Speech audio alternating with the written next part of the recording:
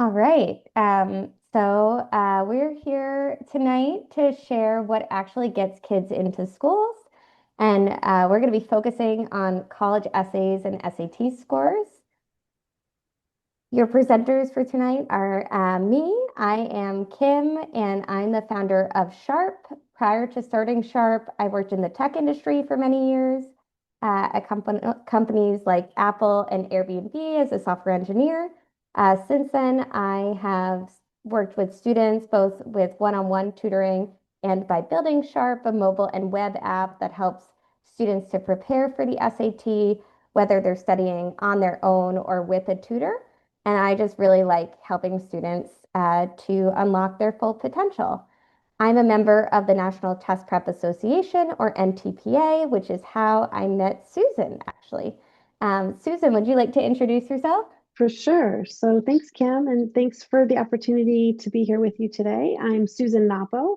I am the founder and CEO of Wow Writing Workshop. We're a college essay company. We work with students, and I'll show you a little bit about our method a little bit later. We also work with professionals.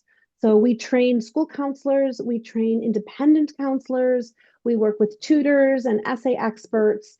And we this year we'll hit our 700th trainee who's gone through our program. We also do a lot of free programs, but we also work with students. So families come to us for college essay support. We do coaching. I have a small team, and I will tell you a little bit more about us later on, but I'm really pleased to be here today with Kim. So back to you. Awesome. Thanks so much, Susan. That's really awesome. For our agenda tonight, I'm going to first walk through a big picture on college admissions and the different components that are assessed there as part of that process. Next, I will talk about a plan for test prep, and then I'll hand it over to Susan, who will share how you can support your students' college essay process without hovering. And then we'd like to leave time for Q&A. If you have questions that come to you as we are talking, please feel free to post those in the chat and we'll try to cover them at the end for Q&A. So, a little bit about college admissions. There's a lot of confusion out there that social media definitely doesn't help. But the things that matter when it comes to college admissions are things like course rigor, GPA, standardized test scores, college essays, extracurriculars, letters of recommendation. So, how much each of these matter, though, for any individual school really is determined by that school. And these schools will publish what's called a common data set. And that common data set shows you the relative importance of each of these different components here. So, oftentimes, these are very important for schools, but how important exactly they are varies a bit from school to school. And a note on test scores is that there are many schools who are test optional, but test optional is not the same as test blind. So while a school may not require test scores to be submitted as part of an application, many schools do prefer test scores, even if optional. And strong scores can make the difference, both in admissions and in merit scholarships. So here's a picture of a common data set, and this is from my alma mater, Dartmouth. And here you can see, as I mentioned, the different factors that are assessed as part of the application process. And here we can see things like academic rigor, class rank, GPA, standardized test scores, application essay. These are all marked as very important for Dartmouth.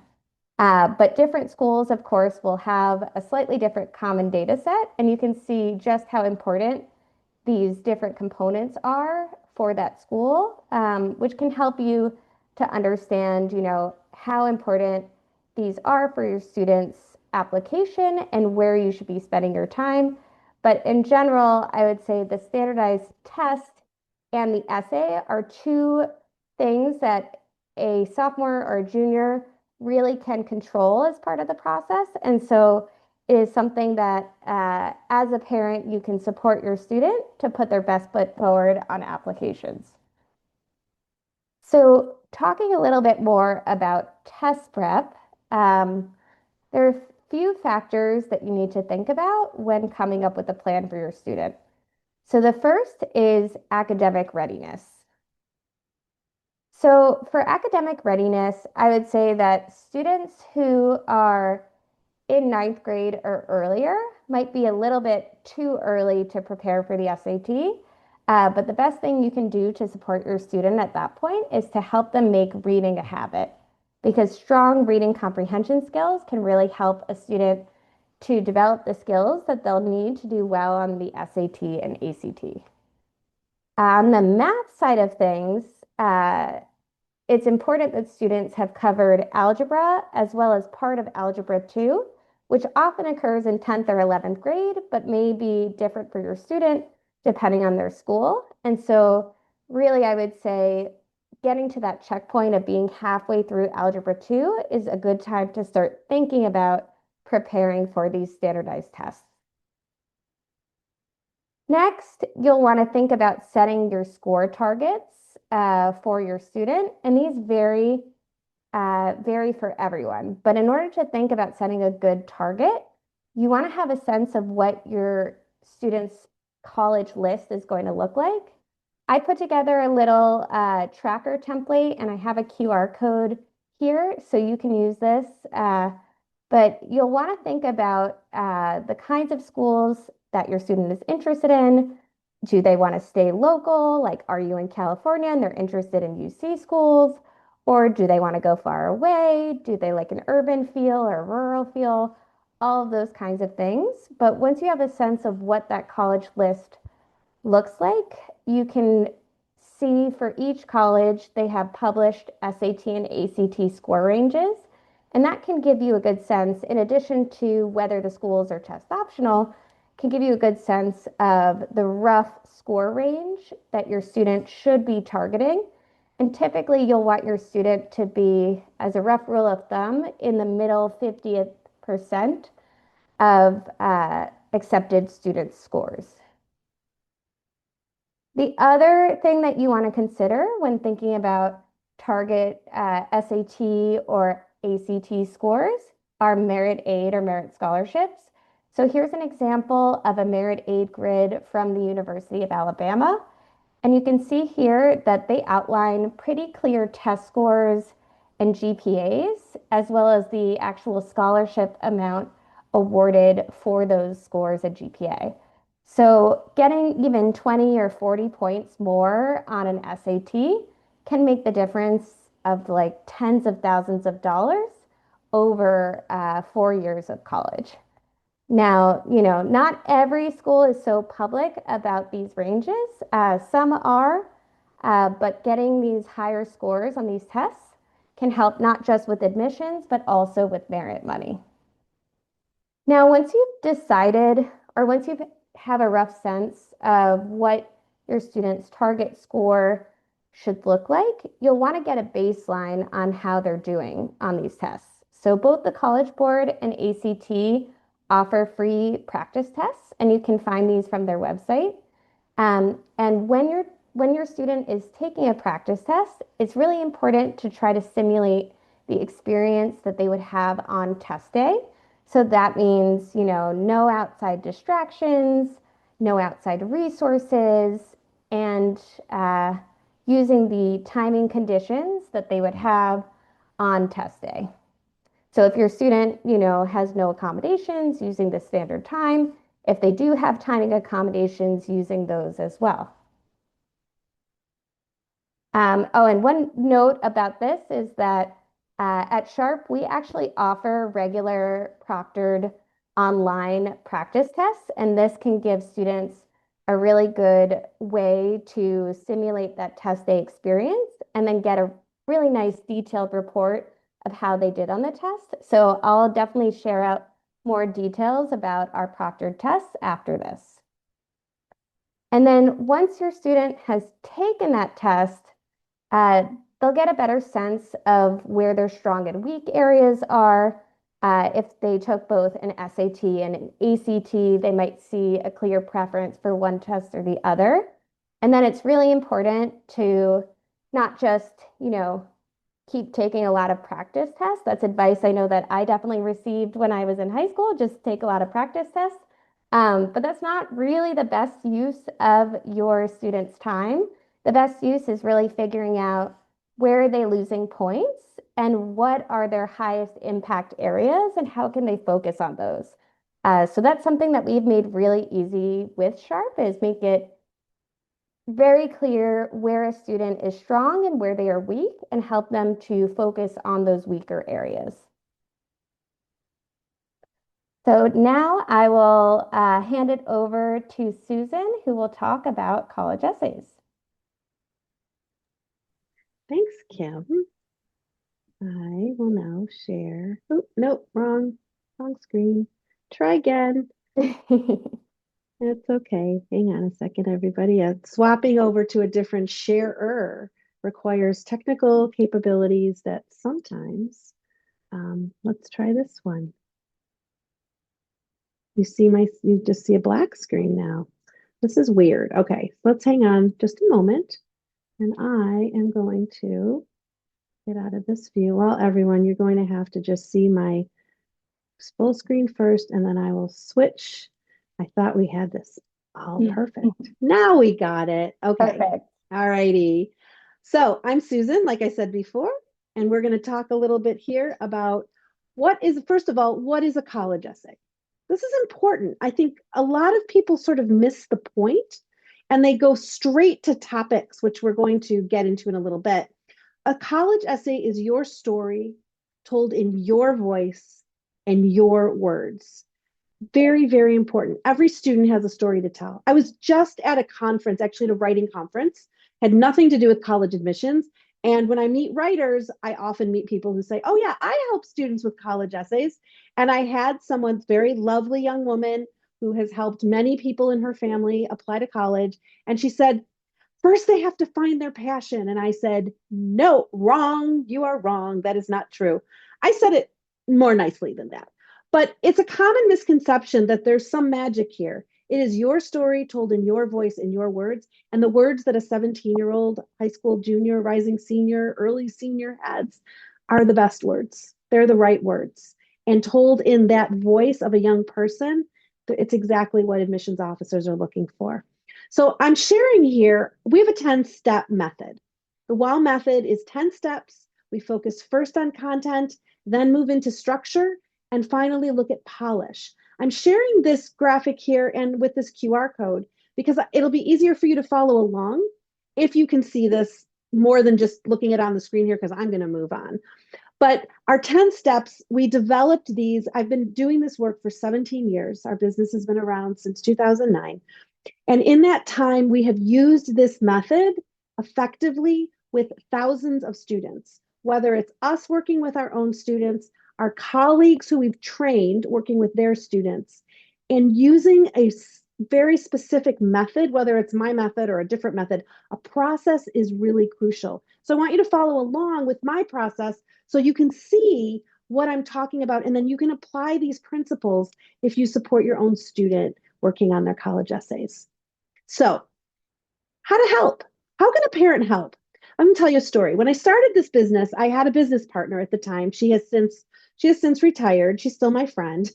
But at the very beginning, her nephew was applying to college, and her sister said, "So, what can I do?" And we said to her sister, "Step back, not your job, stay out of it, let us help him." And she laughed and she said, "Are you kidding me? If you don't give me a job, I'm going to do it. I'm going to do something anyway. Tell me what to do." So it really changed our perspective because originally we had said, this is not your journey. Let your child do their own work. Parents care. This matters. So we realized that really it was our job as the experts. And we talk to admissions officers all the time. Everywhere I go, I talk to admissions officers. In fact, a few weeks ago, I was doing training for admissions officers, talking to them about when they go to schools, what can they say that will really help students? Because often what they say and what students interpret, not exactly the same. So we really think a lot about what can a parent do? What can an adult who cares really do? Help your student reflect. Never tell them what to write. You might be tempted. We're going to talk a little bit about that in a minute. Say trust yourself and really mean it. They can do this. The questions are not that hard. What's hard is there's been so much built up around the college essay that it's easy to believe that it is harder and more more challenging and so urgent more than it really is. And finally, stay calm, because if you're calm, if you've made it this far as a parent, you stay calm, they'll be more likely to stay calm. You can't say that they will always stay calm, but they'll be more likely to hold it together. So let's talk about reflection. Let's start with reflection. What do I mean by reflection? Well, let's go back to those 10 steps. By reflection, I mean start by understanding the prompt. Most people, most school counselors, most English teachers, most independent counselors, most tutors, most essay experts, so called, start with step 2. I have seen this for years. And this is not to dismiss my colleagues, because I like counselors and English teachers and tutors and essay experts. But the one thing they forget is that students have never done this before. So I understand the prompt, I understand the purpose of this essay, but my students don't. And they've probably heard things that have made them believe that this has to demonstrate their passion, that it has to show how unique they are. That's not true. In fact, recently, about a year ago, I guess it's not so recent anymore, it's almost a year ago. I was talking to an admissions officer from an elite college, and we're just casually talking. And I said, hey, tell me, what do you want me to tell my students? This is a question I ask every admissions person I ever meet. And I meet a lot of them. And he said, will you tell them to answer the question? And I laughed because I said, that's the thing. They're not actually answering the question because they don't understand how the essay fits into the application. They don't think about the fact that the application is full of information. It's full of quantitative data, your accomplishments. What have you done? How many of a certain kind of class have you taken? How far did you get in math? How many APs did you take? Do you have a job? Those things are already in the application. But what's not in the application is who you are, your characteristics. So we spend time at the beginning. I'm an educator. My background is in instructional design. I design training and learning opportunities that people can do without me or with me or with trained people. But I want to make sure that everybody understands the prompt. So in our method, every student watches a video, reads a web page, does a writing exercise that confirms understanding for every step before we move on. So if you're working with your own child or a student that you care about in any capacity, make sure, clarify, make sure there's absolute clarity on why they are writing this. And reading sample essays does not help you get there. Reading the prompt helps you get there. So what do I mean by that? These are the instructions for the Common Application personal statement.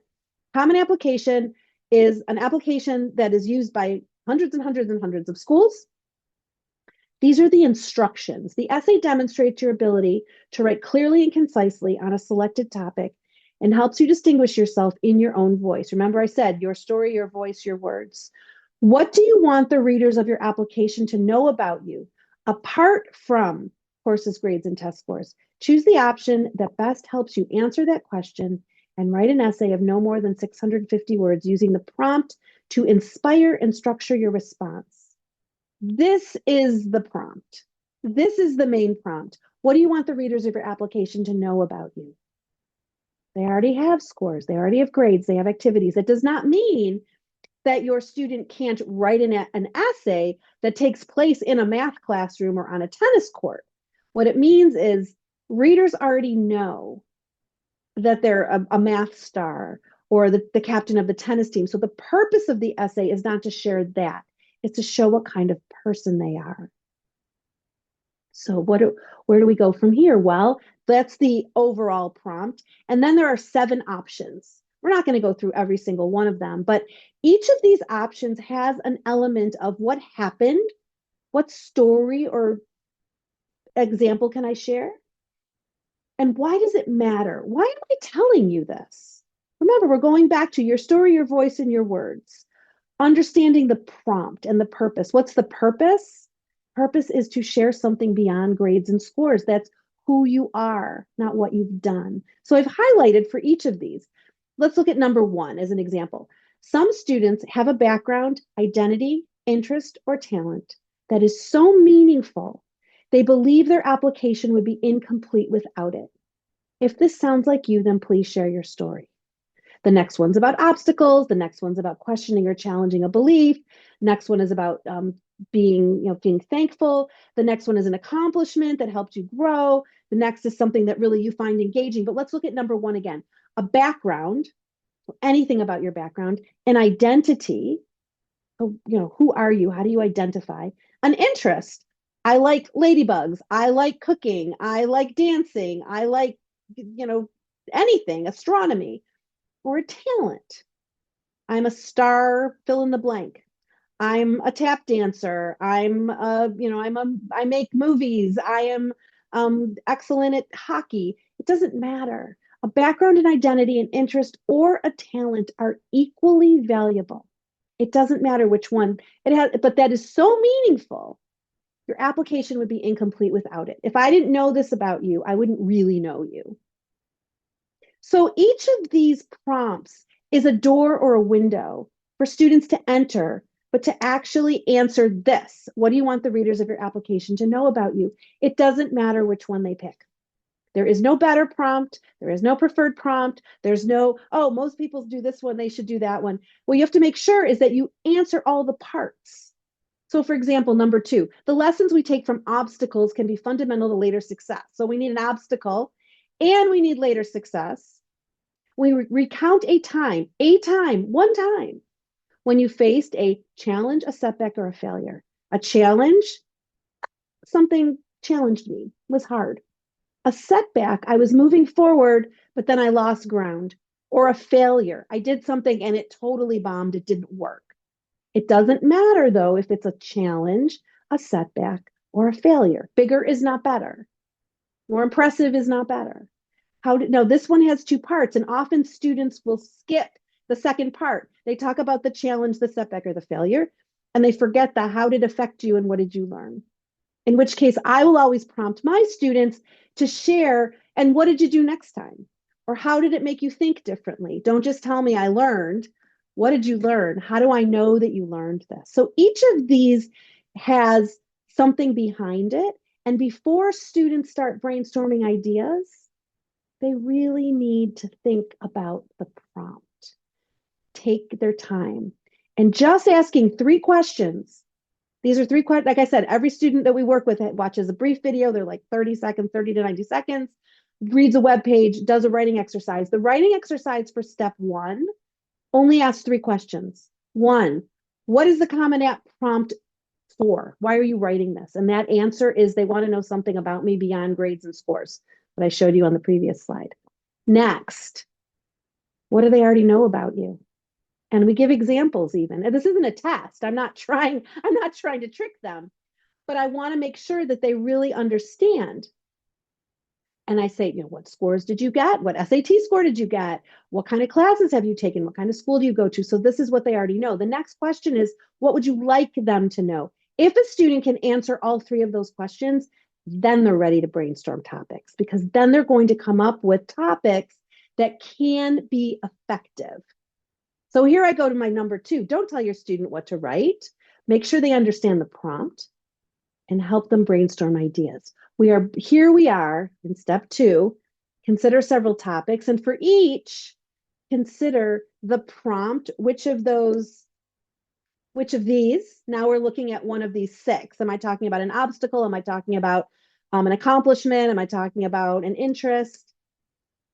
An anchor story, and by anchor story, I mean a story, some little something, a moment, one story. You don't need 3. This is not a paper where you're trying to prove something. You don't need a thesis with 3 paragraphs and a conclusion. The anchor story holds the essay in place, and it makes review easier later. So if you're going to look at your students' essay later as they write drafts, you want to be able to go back to that anchor story. The anchor story may or may not be the whole essay. That's not the point. It's to get them started and to make sure they have characteristics. So let me give you an example.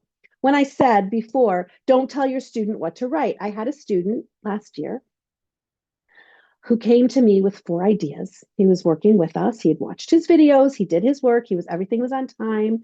Very, very responsible student. And he brought 4 ideas. And I looked at them when we sat down to brainstorm because we're going to pick one. Which one is he actually going to pursue and write about? And they were really interesting. One of them was about it was about working on Capitol Hill and lobbying. The other one was about volunteering, and they were very impressive. And as he walked me through them, for each one, he said, this one is a challenge, and this one is my identity, and this one, and he went through them and he gave me the stories and shared the characteristics. There's some kind of basic, and like there wasn't a lot of depth. So as we're talking, I said, when did these things happen? Well, it turned out that 3 out of 4 of them had happened when he was in middle school. Nothing wrong with things that happened in middle school. I said, okay, if this story about lobbying, for example, he went to like lobbying day to meet his Congress members. I said, so what happened after that? You were 11 when you did that. You're 17 now. So I'm assuming that you're the same kind of person you were then. What did you do with it? What happened next? Did you continue lobbying? Did you get interested in politics? Because what I'm trying to do here is not tell him, oh, for heaven's sake, don't tell me about when you were 11. I'm trying to say, I can guide you. I'm an educator. I'm thinking, can I move him into the next idea, a stronger idea, by using where he started? I don't want to shut him down. I want to open him up. So he's like, well, not really. And for each story was like, well, not really. I don't know. I said, who helped you with this? Again, not accusatory, but I'm like, these ideas don't sound interesting to him. He said, oh, my mom helped me. Well, here's what happened. This is a student who thought he couldn't write, and he has some trouble in school sometimes. And he and his mom thought, well, I'll come up with better ideas if you do this with me. And what she did, the reason I say, don't tell your student what to write, because as a parent, you're thinking about your favorite stories about your child. I have seen this over and over and over. These are the stories that we tell about you that show how wonderful you are. But a student who understands the prompt can come up with a more effective idea. So I said to him, okay, in step 1, you said you're the kind of person who likes to talk to people and you're really curious. And here's my phrase, parents. This is the one I use all the time. Tell me about a time when you were curious and interested in other people. Those are good characteristics. Even if you know about a time, you can say, well, tell me about a time when you did that, or tell me about a time when you behaved that way. And he lit up. He said, I know, driver's ed. I'm like, great. Because who would think you're going to write your college essay about driver's ed? He says, last week I was at driver's ed and I was driving and a new teacher. And I've had the same teacher all through, like every week I drive with the same guy, but it was a different teacher. And I'm feeling pretty confident it was my last lesson. And something controversial had happened in their town. I don't remember what it was. And he said, so I asked him about it. And wow, his ideas totally opposite of what I believe. And it was really cool. And I listened to him. I was curious, like, why would he think that? But I was really respectful. And we had such an interesting conversation. He got really animated, way more than when he was telling me about his ideas. And I said, well, you got it. He said, I can write about that. I said, it's not about driver's ed. It's about you. It demonstrates who you are. And this is really crucial for families to understand, he had a good list. He had a list of schools that he was qualified for, that he would likely get into most or all of them. So the essay is not going to vault anybody over the wall. It's going to be a piece of a comprehensive package. And in his case, he wrote a beautiful essay. He wrote a beautiful, beautiful essay. So focus on theme is our third step. What happened? I was in driver's ed and I had a discussion about a controversial topic with my teacher. Why does it matter? Because I am the kind of person who's curious about others and likes to talk about new ideas. That's it. I don't know what the essay is about at that point. If I had not actually talked to him, it doesn't matter. But that theme is going to hold us in place is going to make sure that he knows what he wants to write about and why. At this point, I can say, trust yourself. I'm not his parent, of course, I'm his coach, but you can do this. Once they have an idea that will work, you need to sit on your hands and not say, well, let's think about 17 other ideas that could work. Any idea that balances those elements, the prompt, the anchor story, the characteristic, that's an effective college essay. That's an effective, and by effective, I mean an essay that will work, an essay that will do its job, because an essay has a job to do. For those of you who've ever written a grant application, it's more grant application than creative nonfiction. And I am a poet and an essayist and a creative writing teacher, and I love teaching kids to write. They do learn to write using our process, but it's not the pressure to make something beautiful. It's the opportunity to share their story in a way that feels authentic to them. And that's what matters, because a confident student will write several drafts. A confident student will be able to say to the well-meaning adult, no, that's not exactly what I wanted, but thanks for your feedback.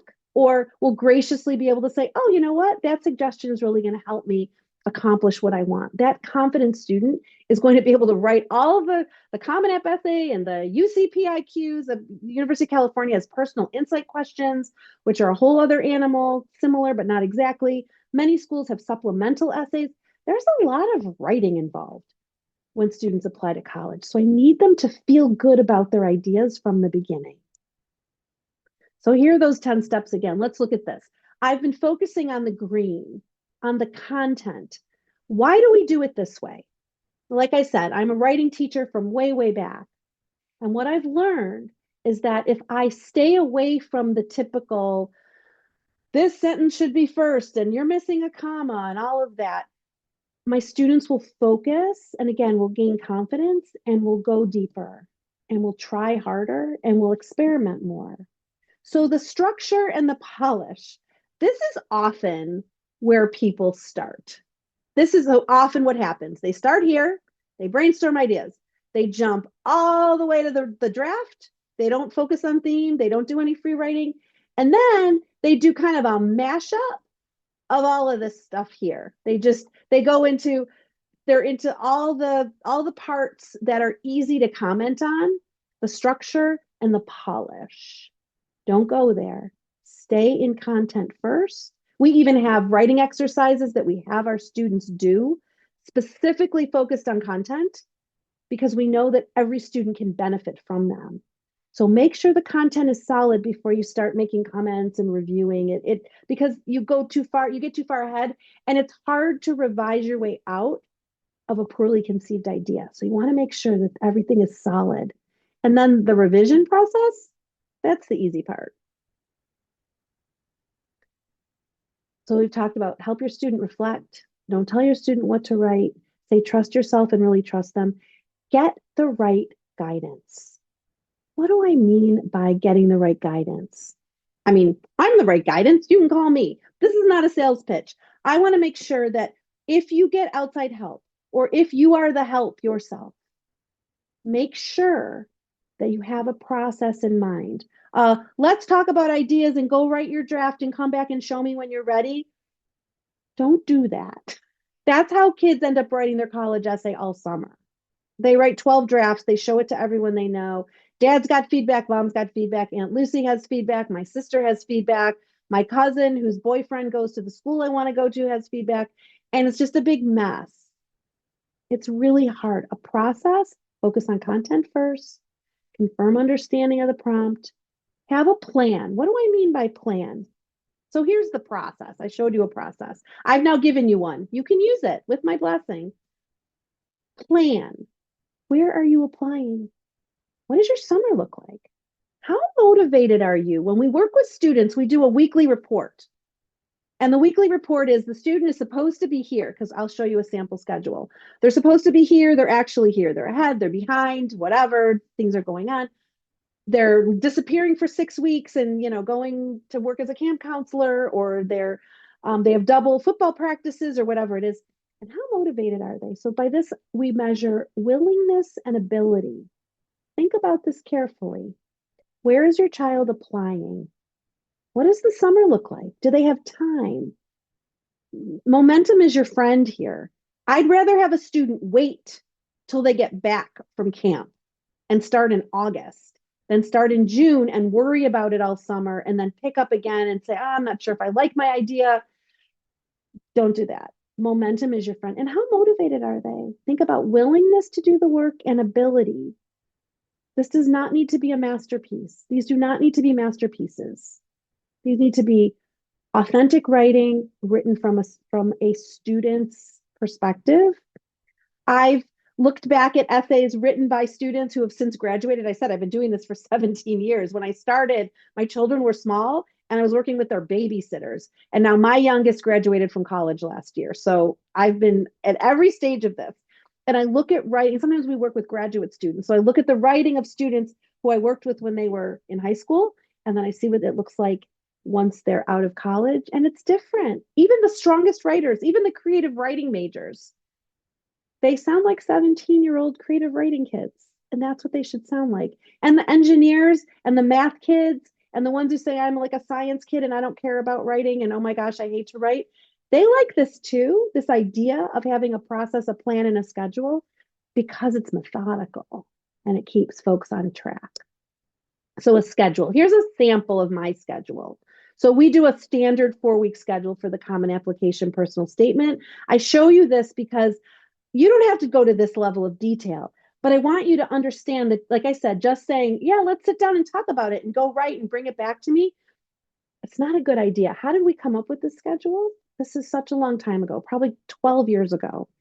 A mom called us and said, so when is my son going to be done? He's been working with you all for like 7 weeks on his Common App personal statement, and school's about to start. And he was a kid who kind of dragged his feet and he procrastinated and we didn't want to like make him feel bad and we'd remind him, and there was a whole summer of that, a lot of reminders and calling his mom and sending him texts and whatever. And we said, oh, you know what, he should be done. And we thought, how long does it really take? So we did our own time study and we paid a lot of attention to each of our exercises and how long should they take and how long did we need to respond. And some of the things that we assign will say, oh, we assign it on Monday, but it's due on Wednesday. We assign it on Thursday, it's due on Sunday. It's all intentional. So I'm not saying that you have to go to this level of detail, but when I say get the right help, make sure that whoever you're working with has a process, pays attention to the plan, and has a schedule. So we're going to meet every Thursday until she's done. Bad idea. Don't do that because it's hard to revise when you're sitting next to someone, when you're sitting next to a person who's giving you feedback. Students will absorb the feedback from the person sitting next to them. Writing is a thing that happens alone with specific focused feedback given out in bite-sized pieces by someone who really knows what they're talking about. So when you're looking for support, even your cousin who's an editor at the New Yorker is not an expert on college essays. Your school counselor knows a lot about college essays, may or may not have time to support your student. If you look for an independent counselor, make sure that they have a process for college essays, not just we'll get to it when we get to it, because that will help you stay calm, which will help your students stay calm. And really, my goal is for everybody to have a calmer summer, a better senior year, and more time to really do the things that matter. Once students are applying to college, it's a lot of pressure. There's a lot going on. And I think that Kim and I can agree that we want your student to be successful and to get what they want, which hopefully is to get into a college that they are interested in, and to go on from there. So we'll welcome your questions. If you don't have questions, I have plenty more things I can talk about.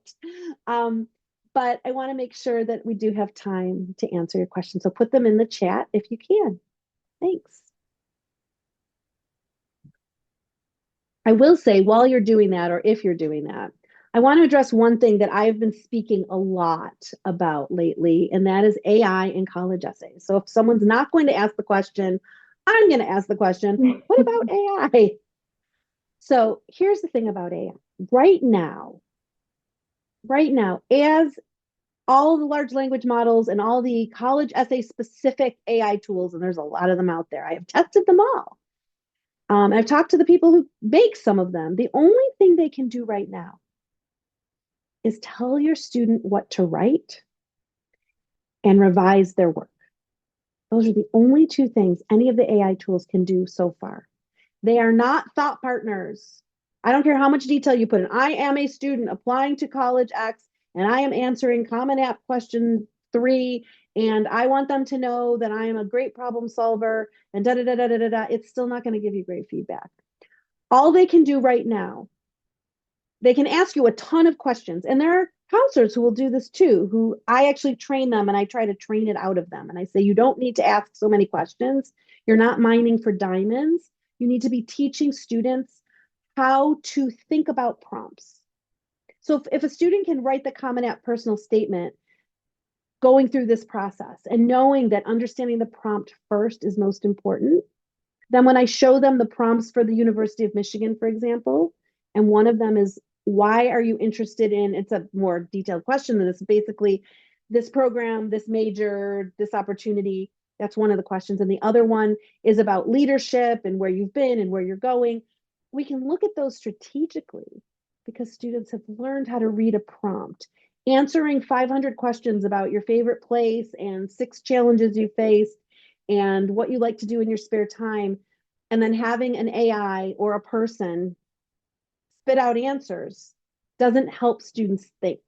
It doesn't tell them why an idea can work. And in fact, it's kind of random. I've played with them and I found that their suggestions are kind of mediocre. The feedback has varies by tool. And what I have found is that the feedback is too much. It's like opening a fire hydrant. It's content, structure, and polish all at once. I used to give feedback like that. I'm a great writing teacher. I would see so many things in my students' work, and I would tell them everything I saw, and they wouldn't do it. They would take the first 3 suggestions and then they would stop. And then I'd have to give it to them again, and then they would stop. And I thought, wait a minute, I'm giving them too much. So my word about AI, it's not evil. It's not the end of writing. It can't do this. At least it can't do it well. And so I think that it's important to keep that in mind. So we've got a couple questions. Kim, why don't you answer the one about SAT first, and then I'll talk about the hook. Sure. So just quick clarification. We have a question in the chat from Sabrina that's, can you talk about SAT score or super score? I'm going to interpret this as being separate from, can you talk about that in college essays? I'm interpreting this as, can I talk about it? So I can definitely Because I talk. can't talk about it. Yeah, I can Oh, can you definitely. talk about it? No, I don't think the I question is, don't can think you write it's, about yeah, that? I know. I'm like, so about SAT scores, I would say a lot of parents will ask me what is a good SAT score. And unfortunately, the answer to that is typically it depends. It very much depends on your student and the kinds of colleges that they are targeting. I could give, rules of thumb, and I have a blog post on my website that I'll find and share in the chat shortly that gives kind of a rule of thumb for how to interpret different SAT ranges and how competitive they are for different kinds of schools. But then I can definitely talk about super scoring. Super scoring is awesome, and most schools support super scoring. And the gist of super scoring is that you can take the best of your section scores across different test dates and combine them. So, to give an example, a student could get a 700 on reading and writing one day and a 500 on math, and then they take the test another time and they get a 600 on math, but a lower score on English. They can take that 600 on math and 700 from English and combine those into a 1300 super score. Um, and then I can take the next question because it is Yeah, go ahead. thematically related from Elle in the chat, which is, do colleges require students to share all SAT or ACT scores they've ever taken? And the answer is almost always colleges do not require you to submit all scores. Typically, you can submit just the best scores. I think there are two common exceptions to this rule, which are Georgetown and MIT. I think are the two only schools that I can remember that will ask a student to submit all scores, but the vast, vast majority of schools do not require you to submit all scores. I think Uh, you got another one. Go ahead. Got another We're on one. the All right. SAT We're theme. Go on ahead. a streak. Sabrina's question in the chat is, would you suggest the student start taking the SAT in the beginning of 10th grade? Um, I shared earlier a little bit on academic readiness for the SAT. I would say it depends on uh, the student's math level. So if that student has taken Algebra 2 already, then I would think they could start preparing for the SAT in the beginning of 10th grade. If they have not taken Algebra 2 or they are currently in Algebra 2, I'd recommend making it halfway through that course before starting SAT prep. Great questions. Good.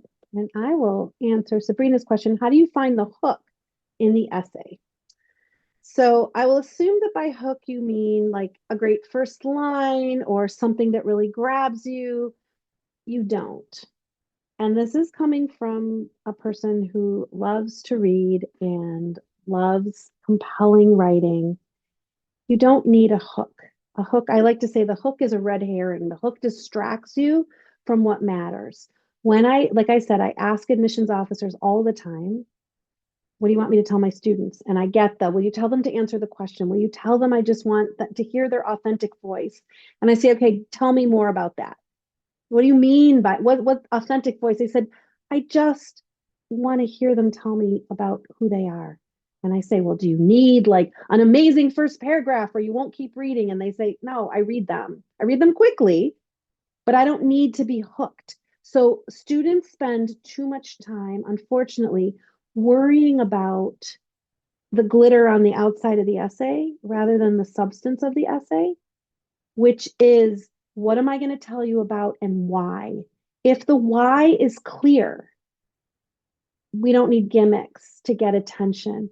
Admissions, I have another presentation I do sometimes where I have quotes from different schools. I promise you, they read them all. They really do. They don't ask for things they don't need. I have talked to admissions officers who are spectacular writers and readers who say, I do not sit with a red pen. I am not correcting their grammar. I'm not looking for you to knock my socks off. Now, every admissions officer that you will ever talk to will tell you about their favorite essays. And I actually advise them not to. And they look at me and they say, what are you talking about? I say, because when you talk about your favorite essays, you talk about the memorable essays. Are the only kids who got into your school the ones who wrote memorable essays? And they say, well, of course not. Some of the most basic and mundane essays those students have gotten into. And I say, again, back to the what you hear and what they say and what you hear. I say, when you share those examples, they think they need to sound like that. The reason those are your favorites are because they stand out. I said, if you want to talk about, like I told you the story about my student who, his driver's ed essay, it was basic writing. He was not a spectacular writer. He could communicate. He wrote well enough and he was perfectly qualified for the schools he wanted to go to. So if you are ambitious and you want your child wants to go to Harvard or MIT or the University of Michigan or UCLA, yeah, their writing has to be stronger, but I will assume that their writing is stronger because they are qualified to go to one of those schools. And if you say, well, my child, is not a great writer, then maybe they might seem qualified, but they're not going to get in. They are comparable to other qualified students. I read a lot of writing by high school students. And the stuff I love is the writing that sounds like the student who wrote it. And that's what we're looking for rather than a hook. So it's not bad if there is one, but it's not something to aspire to. But thanks for the question, because I think a lot of people assume that you need some magnificent opening to grab the reader's attention, and that's not true. Any other questions? We're getting close to the end of our time. Let's see. So grammar isn't important. Oh, no, no. And we don't have to use hard words. You don't have to use hard words. Grammar matters. I mean, I would do a basic grammar and spelling check. You don't want to be messy. That's polish. When we talk about polish, and we have very, very clear guidelines for polish that we use and that we train counselors on, we're looking for consistency. If you use, what's known as the Oxford comma, then use it. If you don't use it, don't use it. If you know how to use a semicolon, great. If you don't know how to use a semicolon, then don't. Make sure your words are spelled properly. You have the correct its or its, but you don't have to use hard words. And you don't need to go to the thesaurus and find a better word. Now, I will tell students, you have too many adverbs. I'd like you to get rid of the varies. I'd like you to get rid of as many of the ly words as you can. Sometimes that's for word count. Sometimes that's for just I want it to be more, I want it to move more fluidly, and I want to be able to teach them that. Now, remember, I talked about willingness and ability. If I have a student who can't handle that, I'm not going to push it. Having the word very in your essay is not going to get you kicked out of the list. You're not going to knock it into Yale because you used an adverb in your essay. But it's important to know, to really weigh what matters. Kim, it looks like you got one more. One more question. Yeah. So another question from Sabrina. I have another SAT question. Is there any grammar workbook to focus on the SAT? That is an excellent question. I will say there is one, if you would like a book, like a physical book, Erica Meltzer has a great guide to SAT grammar, and I've used that resource a lot myself and with students. So I think that is an excellent grammar resource. My app, Sharp, has a lot of practice grammar questions as well. So that can be another resource that students can use and start for free to practice grammar for the SAT. Sounds good. Any other questions? Looks like we're done. All right. Well, thanks everyone. And thank you, Susan. This was so much fun. And Thanks, I Kim. hope everyone has a great week ahead. All right. Take care, everyone. Bye. Thanks.